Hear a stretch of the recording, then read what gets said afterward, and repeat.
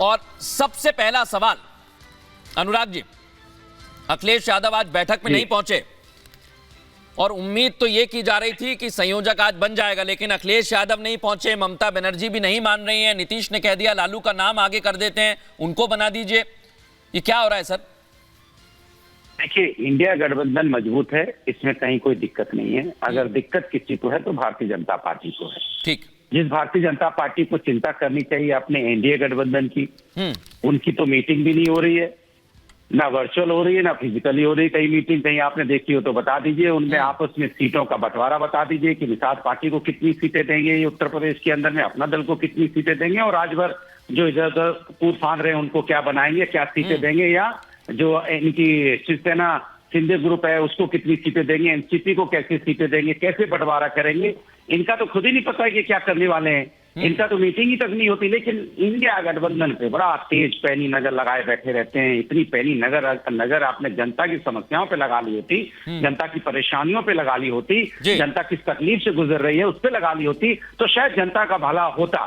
जनता के बारे में तो आप सोचते ही नहीं हो ना। वो किस तरह से महंगाई से जूझ रहा है इसके बारे में बात नहीं करोगे, किस तरह से उसकी आर्थिक जिंदगी उसमें बात नहीं करोगे, बेरोजगारी पे आप बात नहीं करोगे, आप उसके बारे में चर्चा नहीं करना चाहते। आपसे अगर हम आप ही पूछना शुरू कर देंगे कि महिलाओं के अत्याचार होता है तो उसमें आप क्यों नहीं बोलते हो? ये समस्या तो ये है। लेकिन अनुराग जी, इससे ध्यान भटकाने के लिए आप इंडिया गठबंधन पर चर्चा क्यों करते हैं, ये बता दीजिए। अनुराग जी, आपने कहा कि बीजेपी को सिर्फ इंडिया अलायंस ही दिखता है, गठबंधन की बैठक दिखती है। चारू जी, उन्होंने बड़े सवाल किए कि आपके यहां कहां बैठक हो रही है, यह भी बता दीजिए, जवाब दीजिए। मृदुल जी, देखिए अनुराग जी जिस कॉन्फिडेंस में बात करते हैं, एक पल के लिए कोई अगर भारत का ना हो तो भूल जाएगा कि 2014 में इनकी पार्टी हारी बुरी तरीके से, 2017 में हारी, 2019 में हारी, 2022 में हारी, 2024 में सॉलिड हारने की पूरी तैयारी है। नहीं, अनुराग जी की बुरी आदत है, क्योंकि क्या है, जब सच्चाई उनके कान पे पड़ती है ना तो उन तिलमिला जाते हैं, बेचारे सह नहीं पाते। तो देखिए, 4 बड़े चुनाव तो मैंने आपको ऐसे गिना दिए जिसके बारे में ये इतने कॉन्फिडेंट हो रहे हैं कि जैसे ये एक ऐसी पार्टी हो जो मॉरल विक्ट्री में ही खुश हो जाए। तो भाई, मॉरल विक्ट्री तो आपको 24 के लिए भी मुबारक हो, आपका इंडिया अलायंस आपको मुबारक हो। इंडिया अलायंस की सच्चाई ये है, this is a photo op. Mridul ji, photo op होता है ना कि 7-8 महीने हो गए, अच्छा 24 के चुनाव की तैयारी कर रहे हैं, शायद ये भूल गए 24 आ चुका है भाई साहब, 24 आ चुका है और 24 24 के लिए ही मेरा आज सवाल भी यही था। चारू जी, रिवीजन खत्म हो गया। चारू जी, आज मेरा सवाल भी यही है। इस समय मृदुल जी 10 सेकंड और, बोलिए कंप्लीट करिए। मेरे को 10 सेकंड और दीजिए, फिर आप अपना सवाल पूछेगा। देखिए, भारतीय जनता पार्टी का सिलेबस जो था खत्म भी हो गया और 2 बार रिविजन हमने कर लिया। इंडिया अलायंस में आपको बताती हूँ क्या चल रहा है। अनुराग जी काउंटर करना चाह रहे हैं, इसके बाद दुष्यंत नागर जी, जीएम शाहीन साहब। अनुराग जी बोलिए, 10 सेकंड आपके भी। इस बात से मैं सहमत हूँ कि इन्होंने कहा कि इनका सिलेबस खत्म हो गया। बिल्कुल ठीक है। महंगाई चरम सीमा पे पहुंच गई, इनका सिलेबस खत्म हो गया। बेरोजगारी चरम सीमा पे, सिलेबस खत्म हो गया। यहाँ पे महिलाओं पे अत्याचार चरम सीमा पे, सिलेबस खत्म हो गया। मोदी सरकार ने। अच्छा ठीक है, मैं आप दोनों को मौका दूंगा और भी सारे मुद्दों पर बात करने के लिए, लेकिन एक बार चर्चा को पूरा खोल देता हूँ और जीएम शाहीन साहब को ले आइए, तौसीफ को ले आइए जरा स्क्रीन पर, और मैं अनुराग जी, चारू जी, आप दोनों के पास आऊंगा। पहला मेरा सवाल तौसीफ आपसे, खबर तो यह है कि ममता बनर्जी की वजह से संयोजक चुनने में परेशानी आ रही है। तौसीफ। नहीं, देखिए, ब्लेम गेम का तो अभी चलता ही रहेगा, कोई किसी को भी ब्लेम कर देगा। अभी अगर ममता बनर्जी के बारे में कहेंगे, कल किसी और नेता के बारे में कहेंगे, अभी नीतीश जी के बारे में भी चर्चा हो जाएगी कि उनके वजह से प्रॉब्लम हो रही है। सवाल यह है कि इंडिया अलायंस आज भी उसी तरीके से मजबूती के साथ एकजुट है जिस तरीके से पिछले साल जब साथ में अनाउंसमेंट हुआ था, साथ में आए थे जब अलायंस फॉर्म हुआ था, उसी तरीके से। जी हाँ, अब डिस्कशन हो रहा है, चर्चा हो रहा है, सीट शेयरिंग हो रहा है। आज ममता जी नहीं गई, तौसीफ, कोई खास वजह? अलायंस डेमोक्रेटिक तरीके से चुनाव हो रही है, कोई खास वजह है क्या? नहीं, देखिए, फिजिकली बैठना क्या ये जरूरी है? क्या वर्चुअली नहीं बैठा जा सकता? क्या फोन पे नहीं बात हो सकती? आज के दौर पे ये कोई तो वर्चुअली बैठक थी, लेकिन वर्चुअली भी नहीं, इसलिए पूछा मैं। सवाल नहीं है, आज तो वर्चुअली ही थी बैठक। नहीं बैठ सकती।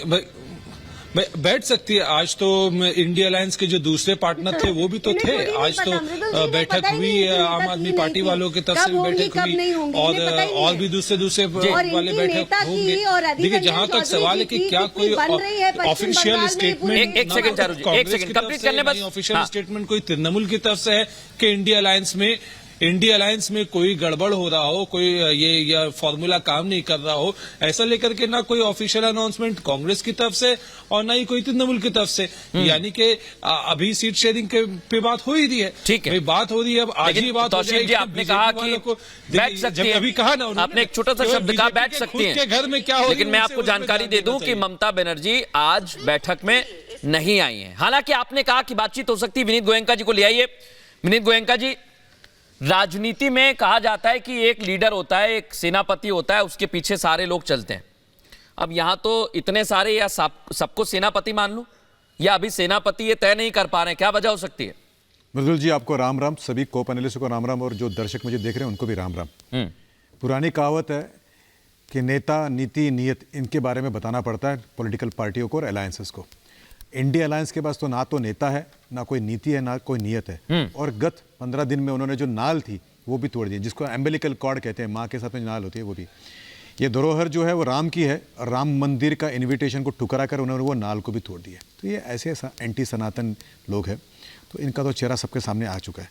क्या कांग्रेस और टीएमसी साथ में जाएगी? क्या कांग्रेस और एसपी साथ में जाएगी? क्या इसके बारे में उनको बताना पड़ेगा। और जहां तक रही बात कांग्रेस की, मुझे लगता है कि अब सबको पता है कि कांग्रेस का जो एंटी सनातन रुख है ये कई दशकों से चला आ रहा है। नेहरू जी जो थे उन्होंने सोमनाथ का विरोध किया था, राष्ट्रपति को उन्होंने कहा था कि मत जाइए, फिर भी राष्ट्रपति जरूर गए थे। इंदिरा जी का भी हमको रुख पता है। राजीव जी ने तो रोड़े अड़काए थे अयोध्या के मंदिर में, सोनिया जी ने राम को मिथ्य कहा था। और आपको ये दर्शकों को मैं एक और बात बताऊं कि 2016 में जब मदर टेरेसा का कॉनोनाइजेशन, यानी उनको जब संत का जो पदवी मिल रहा था, तो कांग्रेस बड़े उत्साहपूर्वक थी। सोनिया जी की तबीयत ठीक नहीं थी, इसलिए उन्होंने ऑफिशियल रिप्रेजेंटेशन आईएनसी का जो है वो वेटिकन भेजा था।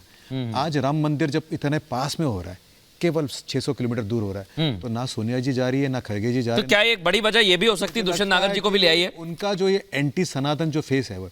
एक सलाह मेरा दुष्यंत जी के थ्रू उनके लीडरशिप को है कि भारत की जो दूसरी बहुसंख्यक समाज है, ये जो सेकंड मेजोरिटी है, जिसके वोट के चक्कर में ये सब कर रहे हैं, वो भी साथ है। ठीक है, इकबाल अंसारी का नाम शायद उन्होंने सुना होगा, जो लिटिगेंट थे अयोध्या के, वो भी जा रहे हैं, वो तक जा रहे हैं, वो मॉडल लेके खड़े। मैं दुष्यंत जी आपको चर्चा में ले आता हूं, और इसलिए मेरे दो सवाल हैं। ये लोग कहां हैं? विनीत जी ने दो तरफ इशारा किया। मैंने पूछा था कि क्या कारण हो सकता है सेनापति नहीं चुनने का, तो क्या कारण यही है? राम मंदिर पर एक मत नहीं है तो सेनापति भी एक मत कैसे हो सकते हैं? देखिए, विनीत जी विद्वान व्यक्ति हैं, लेकिन कई बार क्या है, भारतीय जनता पार्टी के प्रेम में ये बातों को घुमा देते हैं। भारत की जो लोकतांत्रिक प्रणाली है उसमें नेता घोषित नहीं किया जाता, चुने हुए सांसद ही नेता का चयन करते हैं। अभी क्या है कि हमारे अलायंस में कोई नेता का अकाल नहीं है, कमी नहीं है। ममता दीदी हैं, वो प्रधानमंत्री हो सकती हैं, खड़गे जी पीएम हो सकते हैं, अखिलेश जी पीएम हो सकते हैं, नीतीश कुमार जी पीएम हो सकते हैं, स्टैलिन बाबू पीएम हो सकते हैं। हमारे पास तो बहुत सारे चॉइस है हमारे पास, एक मिनट, अच्छा खासा। हम, और मैं बताऊं, इसके अलावा हमारे पास बेंच स्ट्रेंथ। दुष्यंत जी आपने बहुत अच्छी बात की, चॉइस। बेंच स्ट्रेंथ एक छोटा